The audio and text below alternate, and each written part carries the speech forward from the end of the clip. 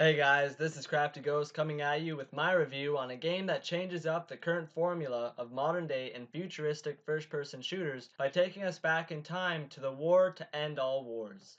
Battlefield 1 is this shooter, and whether you're playing on console or PC, it is a visual treat with stunning and immersive detail put into both the campaign and multiplayer environments, be it up close or what's far away. The explosions, smoke, gas, dust, and bullets flying all work together seamlessly to bring you a cinematic experience as you charge enemy lines in operation or move in on an objective in Conquest or Rush. As well, the audio is masterfully made to make the action fit to where you are currently in the game, giving you an even more intense firefight, but also allowing for quiet moments when skirting around the action and only hearing what is far off. To summarize, no matter where you're playing in Battlefield 1, either in the air skirmishing with other pilots and bombing infantry and vehicles alike below, smashing through enemy lines to push an objective from the armored safety of your tank or vehicle, or you have your boots in the mud as one of the well-designed classes, you can expect to always be fully engaged in what Battlefield 1 brings to the table with visual and audio effects. Moving on to the campaign, you'll be first put into a very immersive and brutal tutorial that also shows just how devastating World War I truly was by having scripted deaths you can only put off for so long as you desperately try to stay alive, or for a moment think you have the enemy on the run only to be blown up. This tutorial area immediately sets a brutal and honest tone on what war is like that you're going to find throughout the story and the characters you are introduced to. However, I do have to say, after purchasing this online instead of a physical copy, you may experience some minor delays or freezing for brief seconds during some cinematics or gameplay. Now, this isn't an issue in any shape or form, but instead just something I wound up experiencing, so keep that in mind if you haven't yet purchased this title and are deciding on physical or digital. Now, it is disappointing to say that this campaign wasn't what it should have been. Let me clarify though by saying the missions you do get to play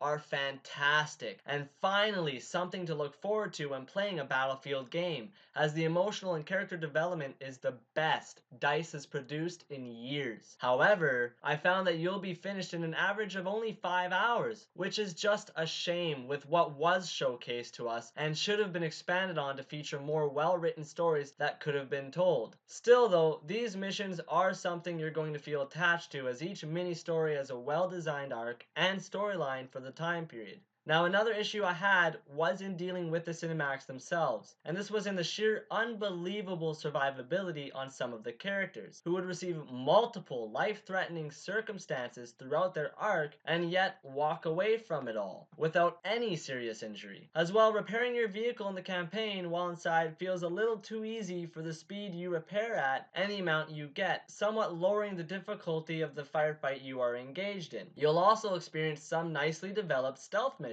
that have you trying to avoid detection while you complete your objective, giving a brief but nice break from the fast-paced combat. There's also a segment which has you being a pigeon for a few brief moments, and although is different, kinda takes you out of the action and slightly ruins the build-up that you were leading into. Battlefield 1, once again, brings us the environmental destruction DICE is famous for, but this time ditches the Levolution concept introduced in Battlefield 4 and instead focuses more primarily on increased environmental destruction with its buildings and terrain. And this, in my opinion, is one of the great strengths that this game brings to the table. You can sit back and slowly witness a map change, with its windmills and buildings slowly beginning to crumble from the damage that they are receiving over the course of the match, until they no longer even exist and are just a pile of rubble. Or as artillery fire and bombs from planes or grenades leave craters in the ground, allowing new cover positions for infantry and navigational nuisances for vehicles. And you tie this all in with the expertly crafted World War I weapons, and you are in for one hell of an exciting journey no matter what your playstyle is or game mode you are playing. Shipping with 9 maps, 6 game modes, and 4 classes, Battlefield 1's multiplayer is everything we've come to expect from a Battlefield game, and so much more. Aircraft now have a more important role in dealing with infantry. Tanks are far more oriented in needing multiple players to be truly effective. Tactics and teamwork on the infantry side, for the most part, remain remain unchanged, except in the better initiative placed on you to be a part of the action and work towards an objective no matter what class you're playing as. Now this one DICE needs a massive pat on the back for, and that is its battle packs are back, but this time are left only as unlocks in the game, with the only purchasing option with real money is in buying premium or the season pass, which unlocks only a few for you. And I really hope to see this trend continue with Battlefield 1's lifespan, but as well in the future Battlefield titles to come. Now if you are new to this franchise, I highly recommend starting out playing Conquest, Battlefield's territorial capture the flag game mode, which will allow you to become familiar with the mechanics, teamwork, and strategy needed in Rush or the new game mode Operations. If you love close quarters combat in games such as Halo or Call of Duty, then there's still Team Deathmatch available. And although it is still a great way to experience the combat that Battlefield immerses you in, only shows you a fraction of what you do have at your disposal.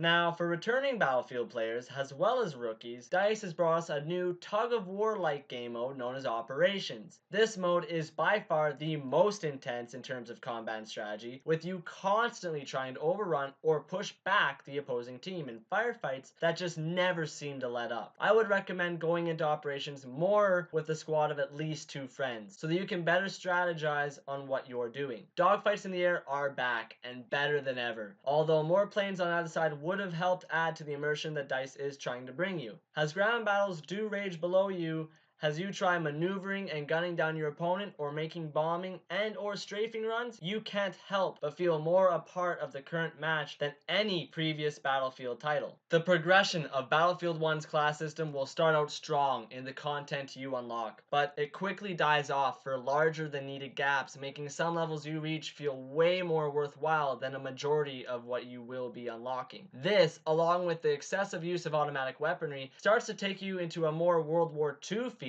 with the World War I skin on the game than World War I, with rifles taking a bit of a back seat in terms of effectiveness when compared to their automatic counterparts. Another disappointing feature is zeroing in your sniper rifle, which was a great addition in Battlefield 4, but feels very out of place for a World War I weapon, especially with a majority of scopes on the lower end of zoom capabilities, which generally pushes you into being closer to the combat, making zeroing in almost useless. I feel that Battlefield 1 robs you a little bit of being able to experience a more tactical and slower approach to combat situations, with no maps featuring 2 sides of trenches and a no man's land in the middle, as you try to overcome each other when your side's whistle blows and lay out artillery fire. One other disappointment I do have is in the custom games, hardcore, and fog of war game modes not available at launch, which just feels slightly ridiculous, especially with hardcore being a more realistic and immersive experience. But to finish off on a positive note, Battlefield 1 nails its multiplayer in bringing you immersive and epic battles that are fun as hell, with even featuring a little bit of Star Wars Battlefront's hero mechanic to bring you far tougher classes you can pick up and play for a brief period of time, and even use to possibly turn the tide in your favor. Now with all of this said, Battlefield 1 lands a solid 8.5 out of 10, and my personal recommendation to head out and buy if you haven't already. It could have easily grabbed a 9 or even a 9.5 if the story had just been more in the 7 to 8 hour range, avoiding filler and continue featuring the well-designed stories. As well, more customization in regards to your appearance could have helped with the unlocking issue while leveling up, and if those features that are locked away had been available at launch. That is everything I have for this review. Thank you for tuning in, guys. If you haven't, please don't be shy on hitting that like and subscribe button. This is Crafty signing off, and I'll see you guys at the next Crafty video.